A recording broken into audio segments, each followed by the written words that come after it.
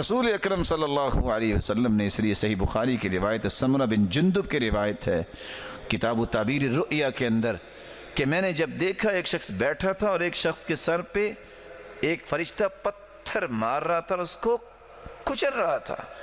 میں پوچھا یہ کون ہے؟ جواب ملا الذی یأخذ القرآن ویرفضہ وینام عن الصلاة المکتوبہ، یہ وہ ہے جس نے قرآن تو پڑھا، فرض نماز کے وقت سویا ہوتا تھا۔ اور بزار کی روایت، اور وہ روایت جو آپ عموماً سنتے ہیں کہ اثقل الصلوات علی المنافقین صلاة الفجر و صلاة العشاء، منافقوں پہ فجر اور عشاء کی نماز بھاری ہوتی ہے۔ اور بزار کی روایت کی میں نے بات کی، الذین تتثاقلت رؤوسهم عن الصلاة، جن لوگوں کے سر نماز سے وقت بھاری ہوتے ہیں ان کے منافق ہونے کی نشانی ہے۔ اس لیے اقام الصلاة، جب تک نماز کی پابندی نہیں ہے آپ کو کبھی چین نہیں آئے گا، آپ کے کسی معاملے میں کبھی سکون نہیں آئے گا۔ یہ راز ہیں۔ رسول اکرم صلی اللہ علیہ وسلم نے فرمایا فَكَأَنَّمَا وُتِرَ أَهْلُهُ وَمَالُهُ، اس کی عصر کی نماز رہ جائے، وُتِرَ أَهْلُهُ وَمَالُهُ، وہ ایسا ہے اس کی زندگی کا اندر جو بھی مال ہے سارا برباد ہو گیا، اور اس کے خاندان کا ایک بچہ بھی نہیں بچا، سارے مر گیا، اتنا نقصان اس کا ہو گیا۔ اور انسان کہے کہ میرا نقصان ہی نہیں ہوا، لیکن یاد رکھنا میں اور آپ انسان ہونے کے ناطے سے کمزور ہیں، اللہ سے مدد بھی مانگا کریں کہ اللہ ہمیں ہمت دے، توفیق دے۔ یہ شخص جو نماز کی پرواہ نہیں کرتا، یہ خود سوچے اگر وہ وقت میری فلائٹ کا ہو تو میں سوؤں گا؟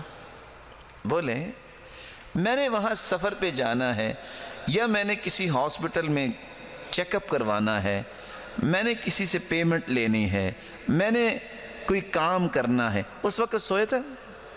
اگر اس وقت بھی سویا ہے ہم کہیں گے یہ بیمار ہے۔ اگر اس وقت نظر ہی نہیں آتا، وقت پہ پہنچا ہوتا ہے بینک میں بھی، وقت پہ پہنچا ہوتا ہے شاپ پہ بھی، نوکری پہ بھی وقت پہ پہنچا ہوتا ہے کہ ڈاکٹر نے 1 مہینے کے بعد جو ہے اپوائنٹمنٹ دی ہے، اس کا مطلب یہ ہے کہ یہ قصور اس کا ہے، یہ بیماری نہیں ہے۔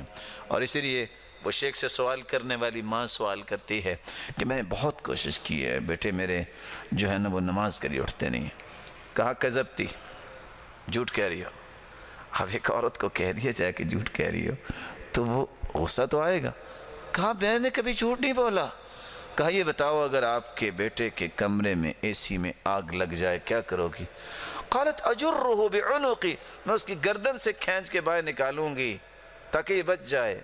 کہا دنیا کی آگ سے بچانے کے لیے گردن سے پکڑ کے کھینچو گی، جہنم کی آگ سے بچانے کے لیے کیوں نہیں کھینچتی؟ کیوں نہیں کھینچتی؟ تو اللہ سے دعا کیجئے اللہ ہمیں اس کام کو کرنے کی توفیق عطا فرمائے۔ اور یہ کام میری زندگی کا اصل مقصد ہے، یہ کوئی انوکھا کام نہیں ہے۔ مجھے اللہ نے پیدا ہی اس لیے کیا ہے کہ اگر میں 24 گھنٹوں میں آدھ گھنٹہ اللہ کو نہیں دے سکتا، اس کا مطلب یہ ہے کہ میں اپنے آپ سے ظلم کر رہا ہوں۔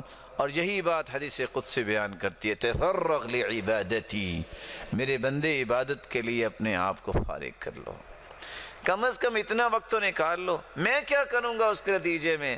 صرف عبادت نہیں، املأ یدیک رزقا، میں تیرے ہاتھوں کو رزق سے بھر دوں گا، تجھے سنبھالا نہیں جائے گا۔ وَأَمْلَأُ قَلْبَكَ غِنًا، میں تیرے دل کو غنا سے بھر دوں گا، تجھے کبھی فقیری کا ڈر نہیں آئے گا۔ وَإِلَّا تَفْعَلْ، اور اگر تو نے ایسا نہ کیا تو یاد رکھنا املأ یدیک شغلا، میں تیرے ہاتھوں کو کاموں سے بھر دوں گا، صبح نوکری الگ، شام کو الگ، لیکن اس کے باوجود بھی خرچے پورے نہیں ہوں گے۔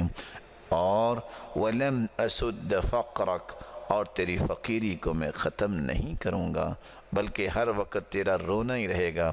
اللہ رب العزت ہمیں محفوظ فرمائے۔